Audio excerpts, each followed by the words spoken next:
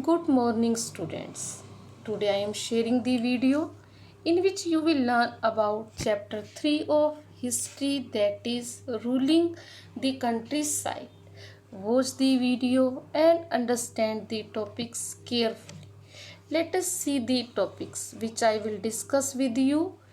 Crops for Europe, why the demand for Indian indigo, Britain turns to India, how was indigo cultivated, and last the blue rebellion. Students students in previous video I have discussed with you British introduced three types of settlement: permanent settlement, mahalwadi settlement, royatwadi settlement, to collect taxes from the countryside, from the rural areas.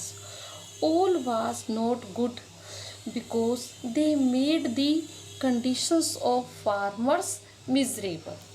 Students, now British realized that the countryside could not only yield revenue, it could also grow the crops that Europe required. By the late 18th century, company was trying its best to expand the cultivation of opium and indigo. So British forced the cultivation in various parts of India to produce different crops like jute in Bengal, tea in Assam, rice in Madras.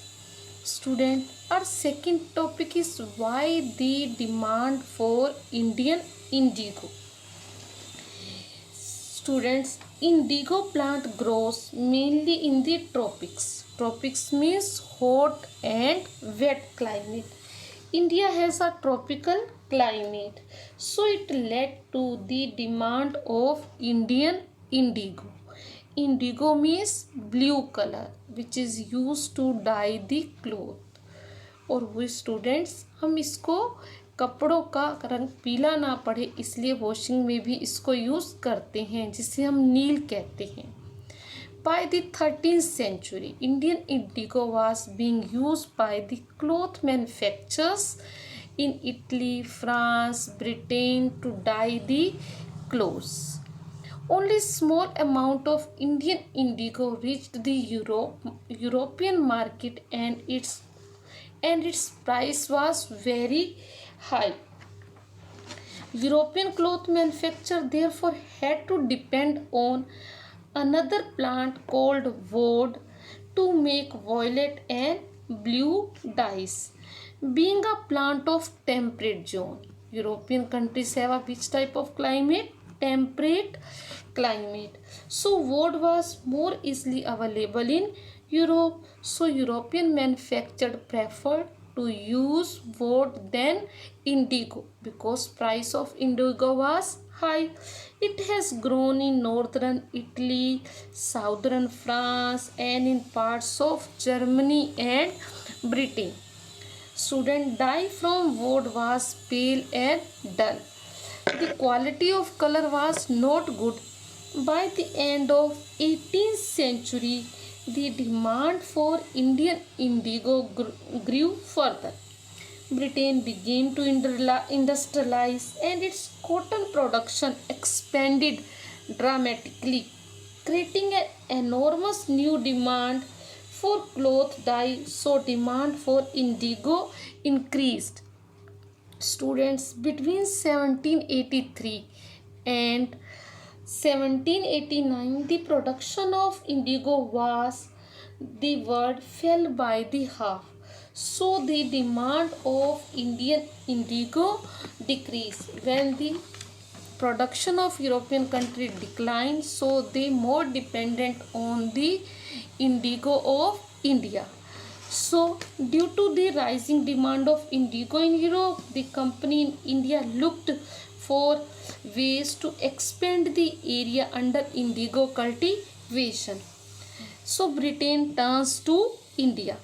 From the last 18th century, indigo cultivation in Bengal expanded rapidly, and Bengal indigo came to dominate the world market.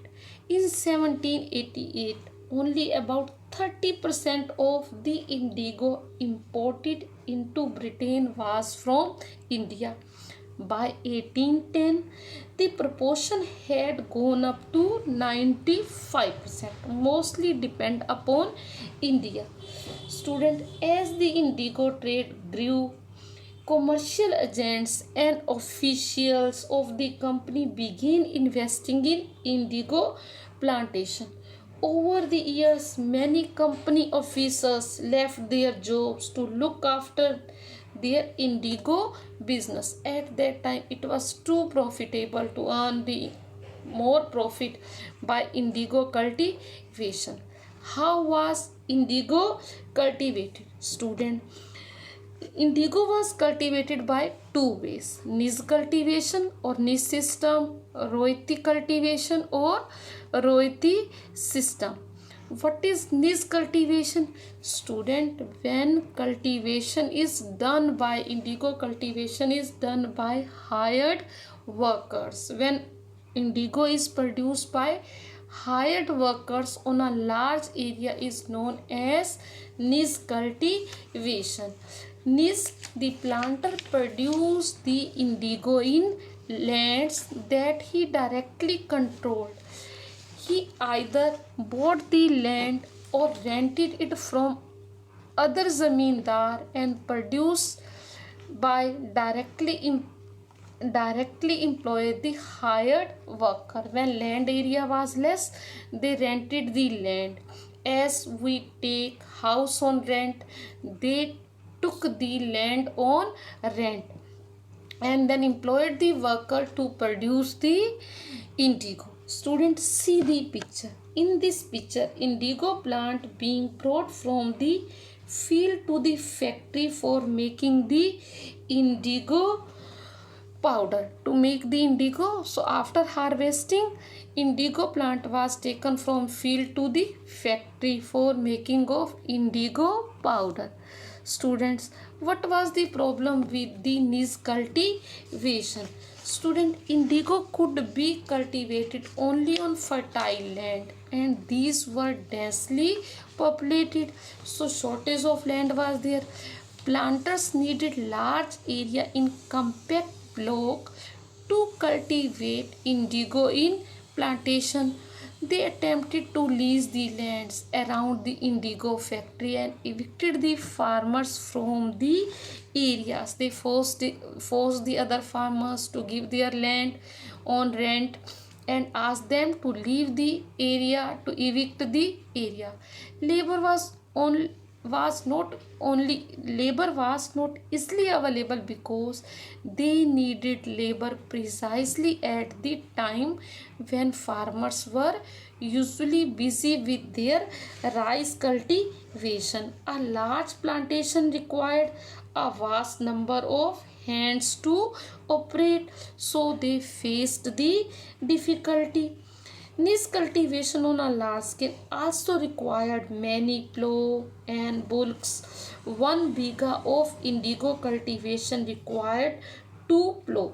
This meant a planter with 1000 bighah would need 2000 plough. Investing on purchase and maintenance of plough was a big problem. So niche cultivation on large scale also required many plough and bulk. 1 bighah indigo cultivation required 2 plough. So planters were reluctant to expand the area under niche cultivation because they know if area would be increased then they need more workers or it would be difficult to manage them.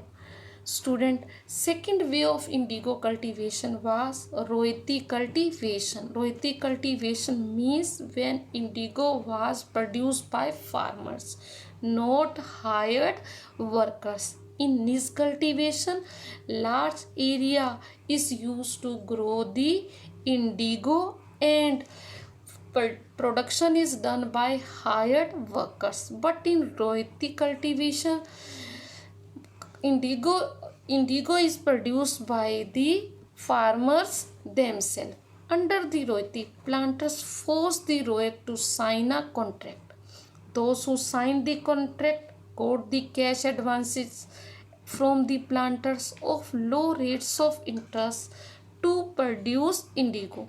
But the loan committed the Rohit means farmer to cultivate indigo on at least 25% of the area under his holding.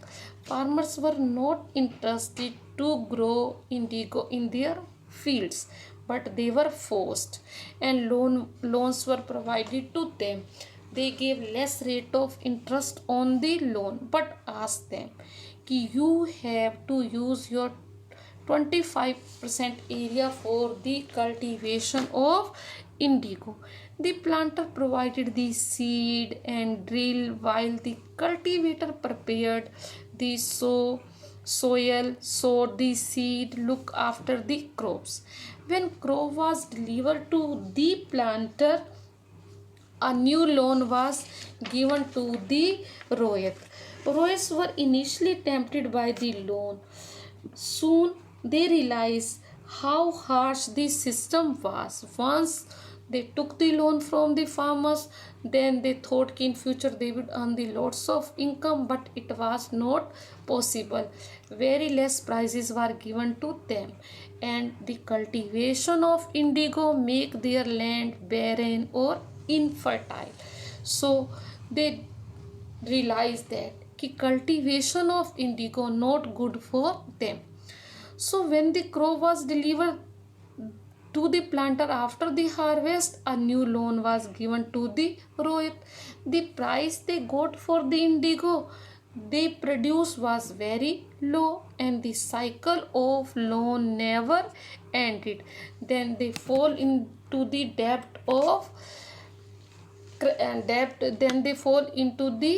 debt. So they were annoyed, not interested for the growing of indigo. So all led to the Indigo Blue Rebellion or Indigo Rebellion. In March 1859, thousands of Rohit means farmers in Bengal, refused to grow indigo because they know it would not be profitable for them. Growing of indigo made their land infertile.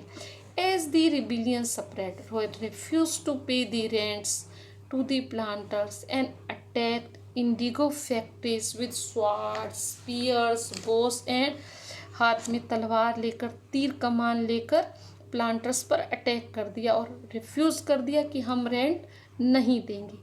Women also help the farmers. Women turned up to fight with pots, pans and kitchen implement. साधु सन्यासियों ने भी भगवान की पूजा समझकर को छोड़कर farmers की help की, इंडिगो फार्मर्स की, कि इनके दुखों को अंत करना ही भगवान की सही पूजा है. They also help the farmers in indigo rebellion. Rohits swore they would no longer take advances to sow the indigo. Worried by the rebellion, government brought the military to protect the planter from assault, from attack, and set up the Indigo Commission to inquire into the system of indigo production.